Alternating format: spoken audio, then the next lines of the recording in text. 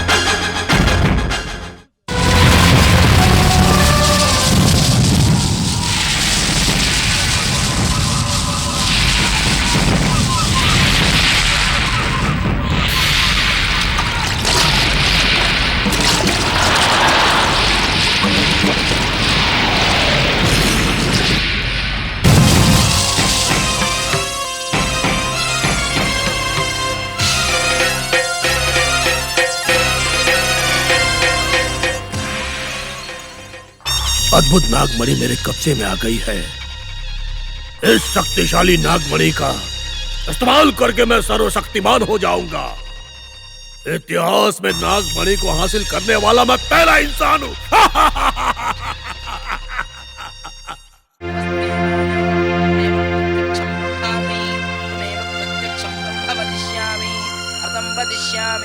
सत्यं वदिष्यामि तन्मामवतु तद्भक्तारमवतु अवतु माम् अवतु भक्तारम्। ॐ शान्ति शान्ति शान्तिः। इदं विष्णुर्वचक्रमे द्वैधान्निधदेवतं समूढभस्य वागुंशते।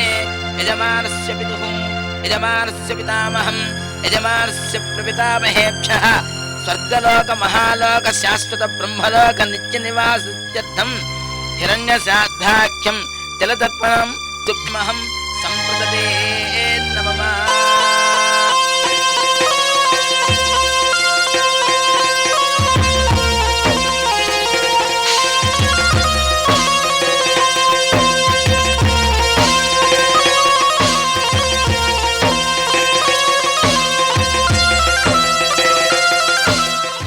प्रीत्यर्थम प्रीत्यर्थम इदन्ते इदन्ते।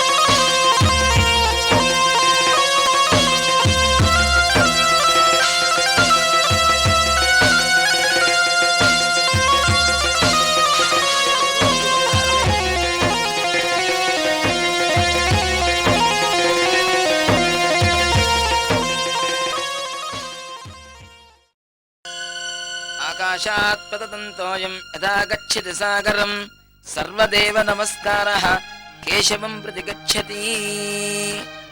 पिण्डत्रयदाभ्यो नमः कर्पूरदिव्यमङ्गलनीराजनं समर्पयामि। बेटा, आपके पिता की आत्मा यहीं कहीं भटक रही है। ये कौवे को खिला दीजिए और उन्हें नमस्कार कीजिए।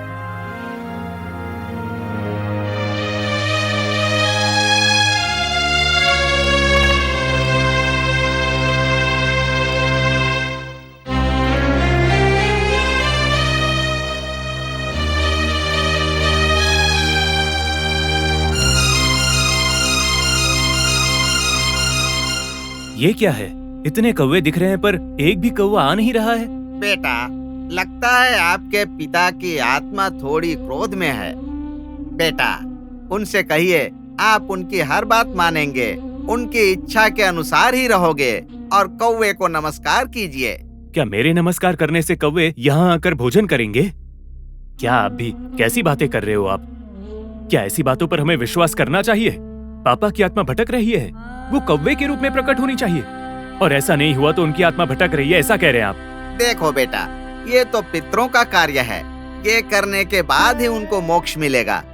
उन्हें नर्क में जाने से रोकने के लिए बेटे को ये सब कार्यक्रम करना होता है। आप मेरी बात मानिए, आप खुद देखेंगे और आपको विश्वास भी होगा। इतने कौवे उड़ रहे हैं लेकिन एक कौवा यहाँ नहीं आया। एक बार इस बारे में सोचिए। ठीक है पापा, आपकी जितनी भी ख्वाहिश हैं, उन्हें मैं दिल से पूरा करूंगा। हाँ। आप आकर ये भोजन स्वीकार करो।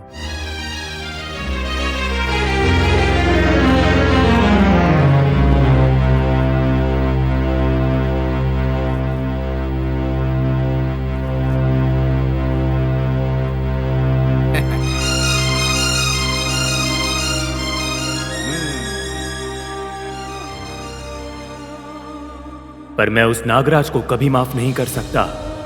कहीं भी एक भी सांप दिखने नहीं दूंगा। मेरा सामना जिस सांप से भी होगा उसे छोड़ूंगा नहीं।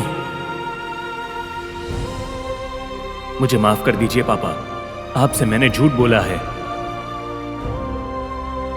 चलिए पंडित जी।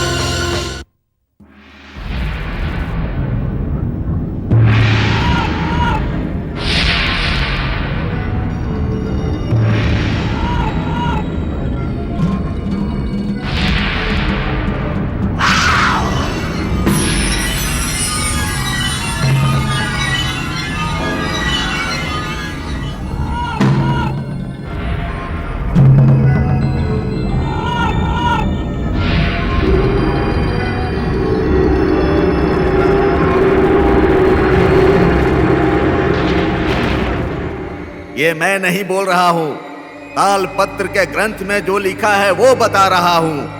यदि उन शक्तियों को पाना चाहते हो तो गोदावरी पुष्कर काल तक तुम्हें प्रतीक्षा करनी होगी। तुमसे पहले भी इस मणि को प्राप्त करने की लालच में कई लोग मर गए हैं। तुमने नागमणि को प्राप्त कर लिया है तो घमंड कर रहे हो। इसकी शक्तियों को पाने के लिए गोदावरी पुष्कर काल तक त्रिवेणी संगम के पास पूर्णिमा की रात्रि को बहुत श्रद्धा के साथ स्नान करना होगा। तब जाकर उस मणि की शक्ति पा सकते हो। तब तक ये मणि केवल अलंकार की वस्तु है, ये शक्तिशाली मणि नहीं होगा। ये सच्चाई जानने के लिए तालपत्र ग्रंथ देख लो। चलिए रामचंद्र जी, अब हम कुछ नहीं कर सकते, उसकी मौत का मुहूर्त खुद ही निकल गया है। तब तक ये मणि केवल अलंकार की वस्तु है। तब तक ये मणि केवल अलंकार की वस्तु है, ये शक्तिशाली मणि नहीं है।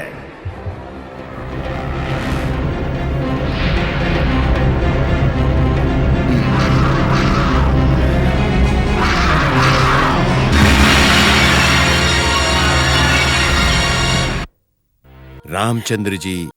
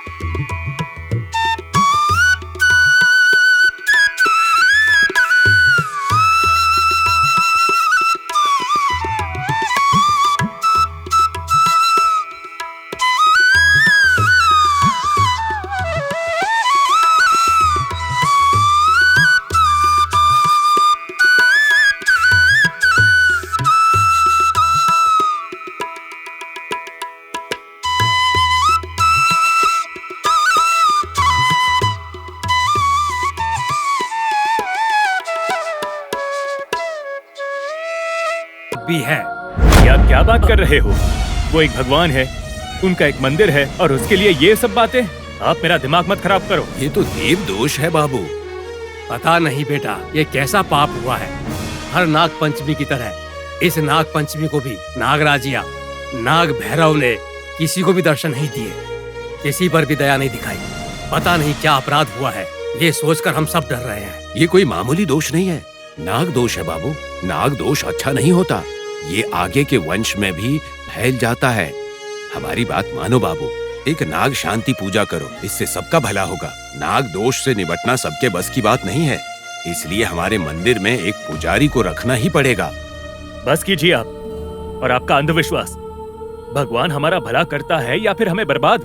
पंडित जो हमेशा श्रद्धा से पूजा करते हैं, नागराज ने उन्हें क्यों काट दिया? कोई बता सकता है? हमेशा लोगों की सेवा करने वाले मेरे पापा को सांप ने क्यों काट लिया?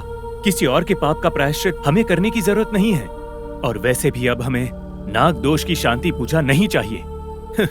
सच कहूं तो अब हमारी आत्मा को थोड़ी सी शांति चाहिए, हमारे मन को थोड़ी सी शांति चाहिए। मेरे पापा के मौत के जिम्मेदार रहने वाले की मूर्तियां इस घर में मैं रहने नहीं दूंगा, और अब इस घर में उसकी पूजा करने की कोई जरूरत नहीं है। असल में उनको घर के देवता मानना सिर्फ हमारा भ्रम है। सच कह रहा हूँ, सांप जहरीले होते हैं, काटना उनके जीवन का भाग है। वो हम पर दया करके हमारी रक्षा करेंगे, यही सोचना हमारी सबसे बड़ी गलती है। गलत है बेटा, ऐसा मत बोलो। नागराज घर के देवता होते हैं, उनका अनादर नहीं करना चाहिए। मुझे और कुछ नहीं सुनना, हमें और मत सताओ। बेटा। आप जाओ प्लीज। सुनो बेटा, ये क्या बहस कर रहे हो? वो लोग बड़े हैं, उनकी बात मानना ही ठीक है। हमारी माँ जी जैसा कोई भी नहीं है। माँ जी, आपको भगवान खुश रखे। नाग दोष के लिए शांति पूजा करानी होगी माँ जी। सब कुछ सुन लिया है मैंने भाई साहब, आपकी बातें सच में सही हैं। शांति पूजा करने से अगर सभी का भला होता है तो आप वैसा ही कीजिए। ठीक है माँ जी। बच्चा है, दुख में अगर कुछ बोल दिया तो आप माफ कीजिएगा, क्षमा कीजिएगा। ऐसा मत कहिए माँ जी, आपके बेटे का मन मुझे बहुत अच्छी तरह से पता है। उन्हें थोड़ा गुस्सा आता है पर उनका मन एकदम साफ है। हम चलते हैं माँ जी। हम चलते हैं माँ जी।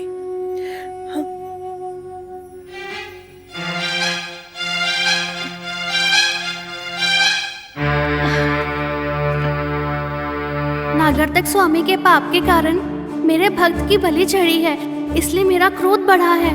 बदला लेने के लिए मैंने बहुत बार उसका पीछा किया है।